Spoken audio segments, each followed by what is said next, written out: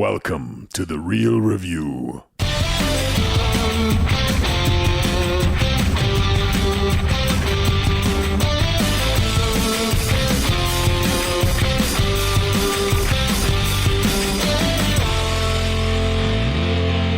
Welcome, ladies and gentlemen, to Freakshow Radio 1360 KPXQ. I am not Dr. Bob Buer or Mario Diotenzio. Yes. Am I, Matt? We are not. I'm not. Who would you be if you had to choose between one of the two? Who do you think you'd pick? I would be Mario D. or Brewer. D. or Brewer? Yes. You'd be a combination of the two. You it would be a combo. Aspects, personality quirks from both and bring them And you could together. be the other side. Beautiful. Yep. I could be the other side. So I get the surfer Bobby side and the really cool Mario personality. Yeah, and you sure. can get all the super intelligence Bobby has. And not that Yes. Mario's not intelligent. This is already going down the trail, the really bad trail. Yeah, anyways, welcome to the radio show. Matt Hay and I are filling in today. We are actually going to be talking a bunch of fun stuff. It's kind of our July takeover, huh? It is, yeah, a little bit. You're going to be hearing from us for a little while here, a couple of weeks coming up. We're filling in while the two gentlemen, the illustrious hosts that usually host, are out for a little while. But Matt and I do our own show. We review a lot of film and television and media. Yeah. And so we're going to be doing that over the next couple of weeks and talking about a bunch of stuff that's been happening since the last time we were on here. I just want to let you guys know some ways to get connected, especially for this show, 1360 KPXQ. Totally couldn't get that out there. Nailed it. D2Lrev.com is a way to get connected to the show. Definitely check out all the stuff that got going on there. I was looking earlier and I was like, hey, that's some pretty cool stuff. Right, man? Yeah. Yeah. Absolutely. So check that out. I also wanted to let you know Pastor Bobby is one of the pastors, or the pastor, I should say, at North Chapel. It's a church out in Fountain Hills. He does a great job. Definitely check out their website, northchapel.net. 5 stars. 5 stars. There it is. Why don't you give listeners, people that are just tuning in, some ways to get connected to our show in case they want to? Yes. We do a podcast every week. Absolutely. Absolutely. So you can connect with us a number of different ways, one of them being our website, which is realreviewmedia.com. Mm-hmm. And that's real spelled R-E-E-L, like film reel. Or fishing reel, whatever makes you happy at the time.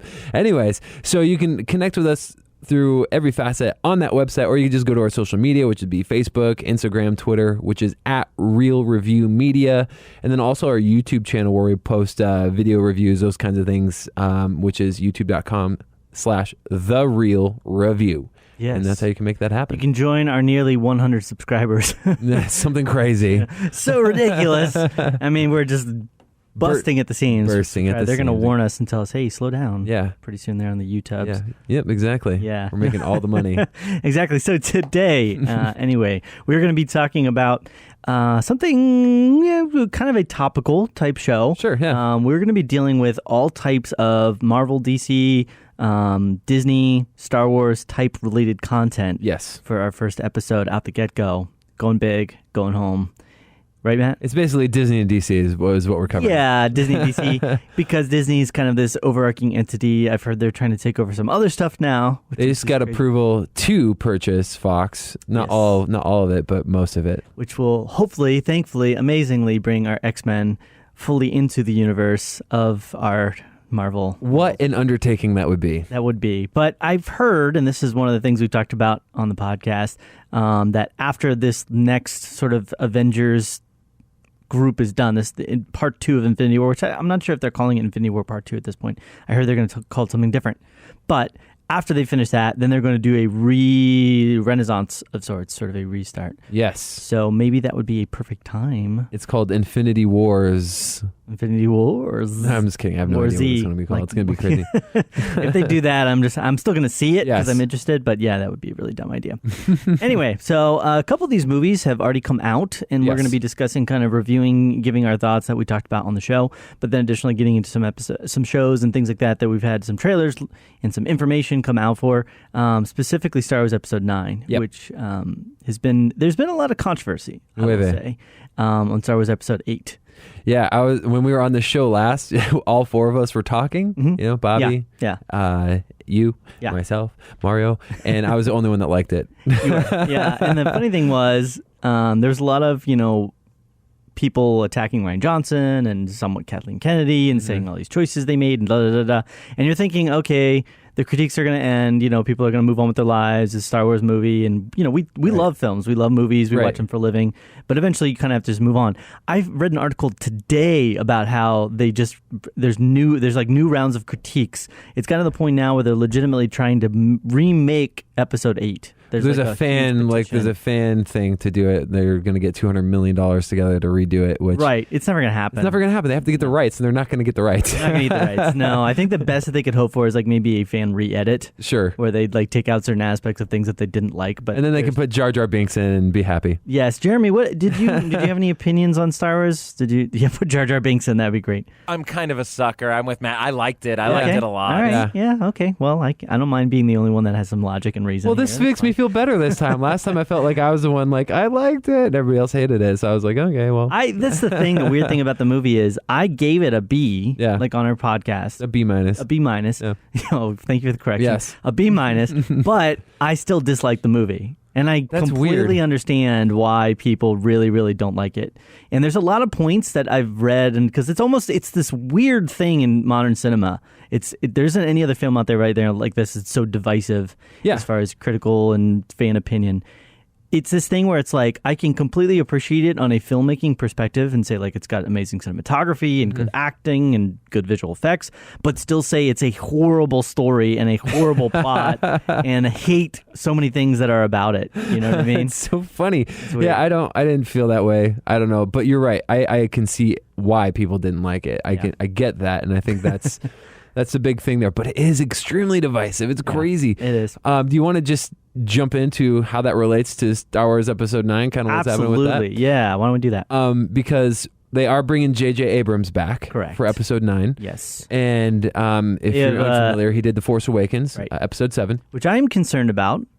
I don't know if you ever saw that TED Talk that J.J. Abrams did. But no. He's pretty well known, I mean, just based upon Lost. Okay.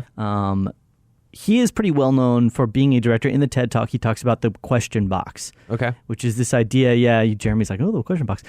It's this idea that he has, and I'm going to summarize because I don't remember the exact verbiage. Do it. But, he loves the idea of presenting questions and unknowns to audiences. That's what he did in TV and still does in TV. Exactly. He's great in those first season setups. Cloverfield, all that stuff. Like, what the heck is going on? Lost, Fringe, all that stuff. He loves presenting those questions, but he does not have a strong opinion about answering those questions and giving you a satisfying ending and conclusion. I would say the one thing, if anything, that J.J. Abrams is weak at, and I'm not saying he's not in other things, but mainly is his conclusions to his films, to me, are usually weak. Okay. They just kind of end. There's like, and then it ended. To me.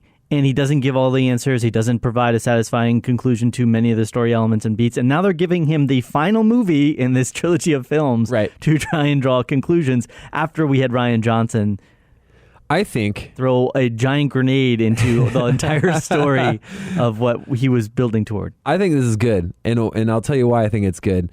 I think he's going to take a lot of the story and narrative that he set up. I think he's even going to retcon some things, which means he's going to. I think he's going to basically call a mulligan or redo some of the stuff that Rian Johnson did in a clever way that will make sense. Like talking about like Rey's parentage. That's kind of where my mind goes and stuff like that.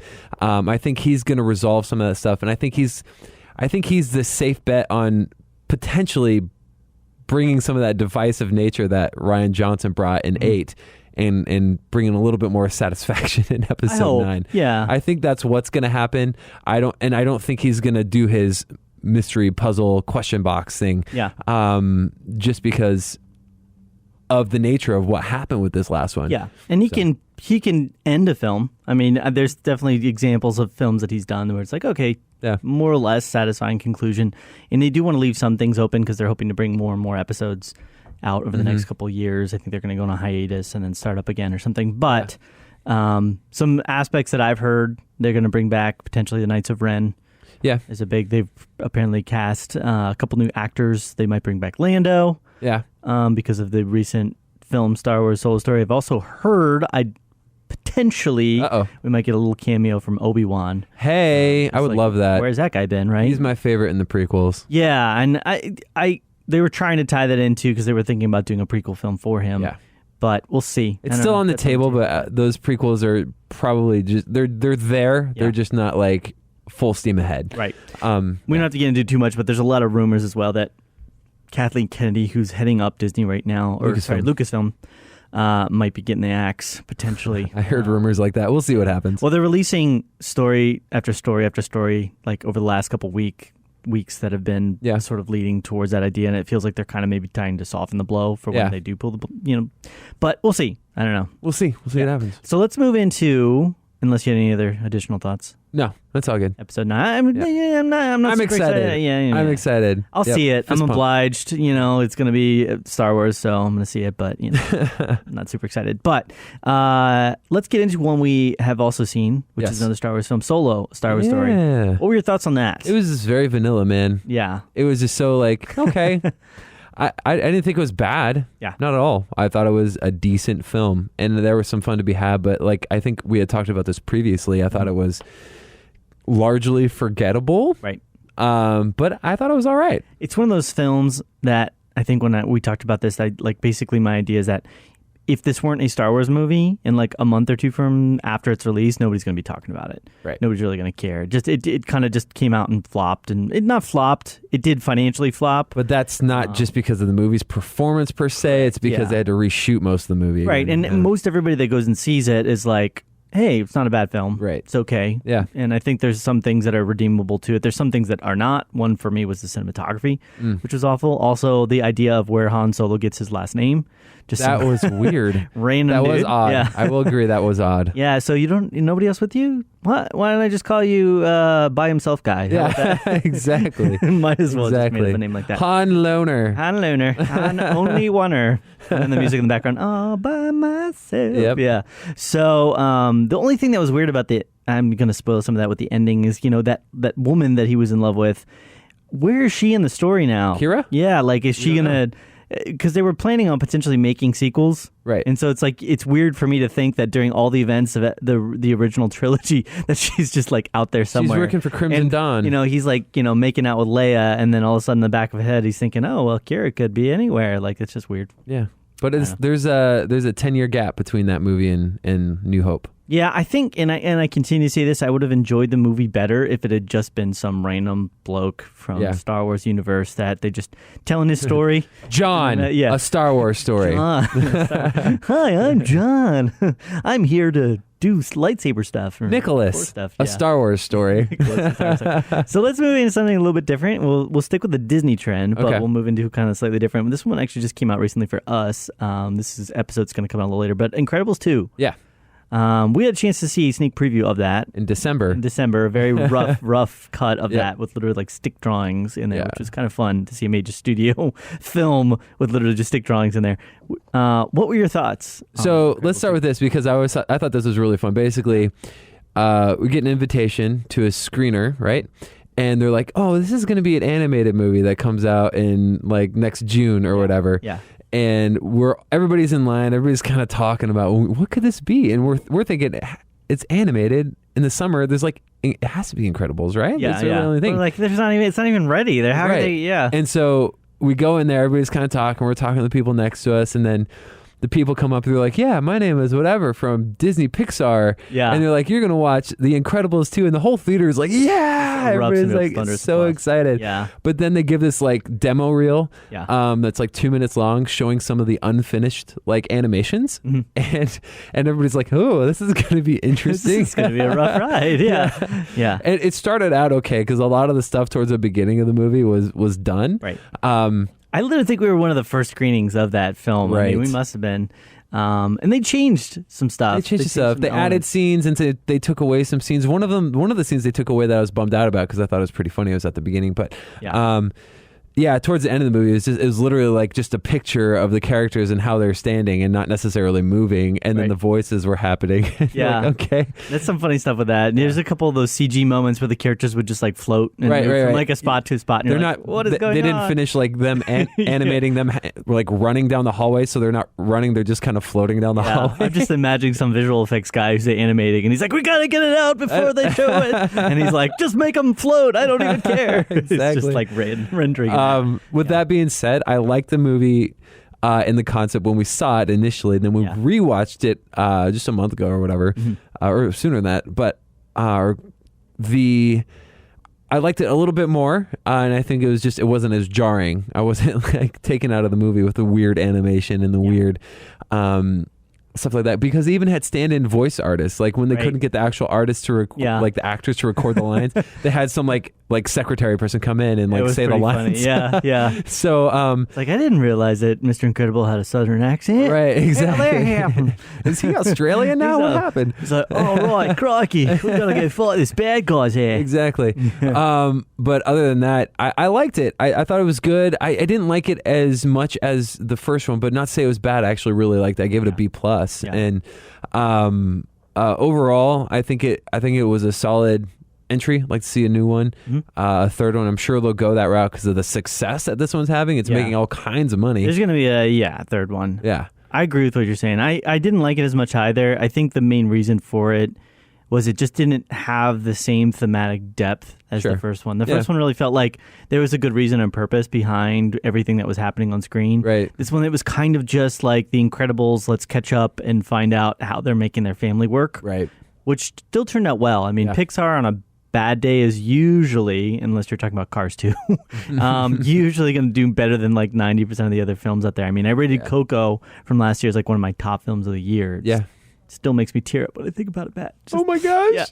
Family, remember me. So, if you haven't seen Coco, go see it. It's on Netflix. Yep. But it really lacked, like the first film really had a lot of depth to the characters and motivation. It made a lot of sense, why people were acting certain ways, why Mr. Incredible felt like, just so complacent and bored, and like, why he'd put on so much weight and everything, because he's just missing his purpose, And it was kind of that idea, what is your identity and how do you define your identity? And within the realm of society's norms and everything like that. And it's not, I don't think it even tiptoed into like, just be yourself. Like it didn't do that.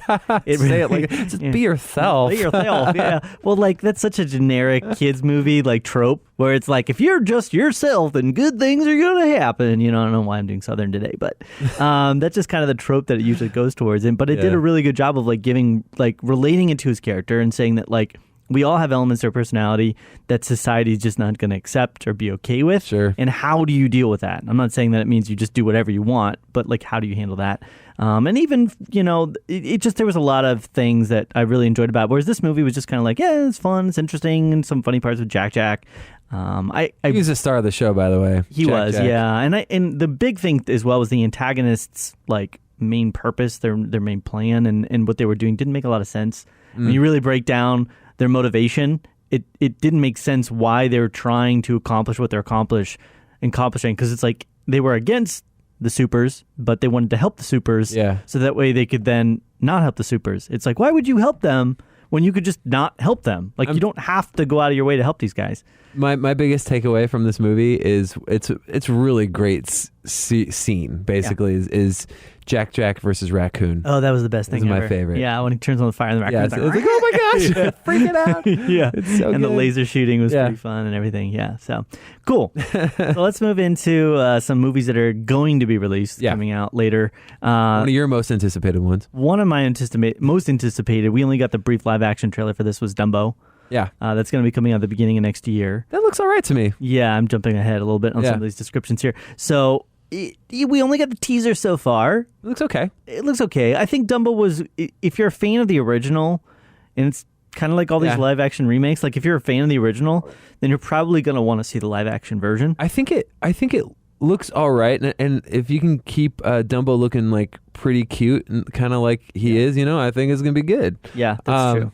We got some like minor hate on the trailer when we posted it. Yeah. And someone was like, nobody needs this. Nobody asked for this. I'm like, well, nobody asks for anything, but if there's any material that's ripe for a remake, it's absolutely Dumbo. That should be like, if Hollywood Studios had like a slogan, it would be, nobody asked for this. Right. I mean, that's like kind of how their studios work these days. Exactly. With all the remakes and the sequels and the prequels and the re-envisionings.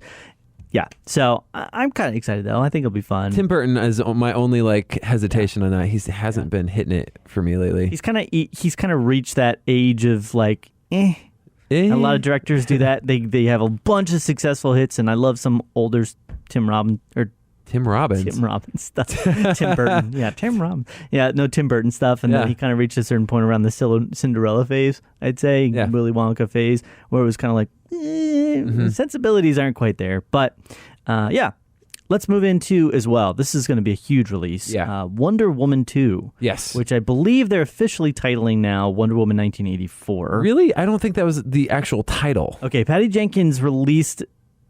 there was an image and it said 84. It said 84, and then I believe she in an interview stated that it was supposed to be 1984. But it's kind of a weird title. We'll see. What are your thoughts? It's coming out December 2019. Yes. I really like the first Wonder Woman. Best DC Cinematic Universe film, in my opinion, thus far. Pretty much, yeah. Right, exactly. So... although I did watch the Justice League clip where Superman's fighting everybody and the Flash is trying to like be all fast and sneak up on him, but Superman like sees him and like it's actually a pretty cool clip. It's awesome. It's actually really super awesome. Yeah, that part of the movie was good. Right. Anyways, just that part. Exactly. So one thing that's interesting about this is they've been releasing images over the last few days or so. Yeah. And we got to see the first look of Cheetah, which is Kristen Wiig's character, who's a villain, apparently. Right. Yeah. We didn't see her in costume or anything like that. And one of the characters from the original, the horse, is coming back from... Just kidding. I'm like, what are you talking about right now? Yeah, sorry. There's a character coming back. Also, so the other thing is Steve Trevor, who's played by Chris Pine, who allegedly blew up in the first one.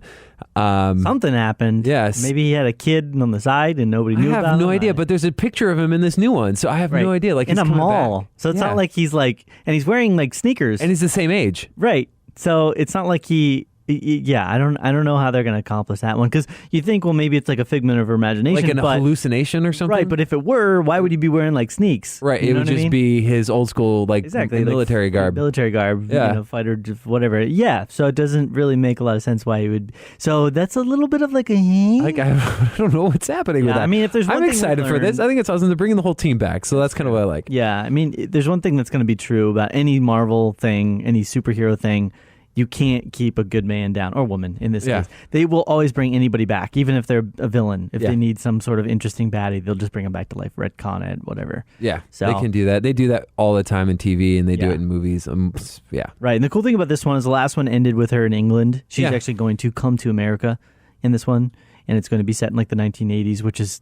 my favorite generation. It's my generation, actually. So it's going to be a lot of fun stuff to see. I was born in the 80s, but I don't remember the 80s. I was too young. I grew up in the 90s, technically. Gotcha. Okay. And so did you, right? Yeah, I'm born 85, so... You're a year older than I am. Okay. Yeah, so I mean, I remember it unlovingly. I don't remember it. The perms and the... You remember the hairstyles from when you were like a child? Oh, for sure, bro. Yeah. What? Yeah, I mean... I don't have any memories pre-1991. Whatever. Anyway, I'm excited to see that. I just got to represent Matt. That's the big thing. So, okay. Let's move into another one. Just kind of recently got released some information on it.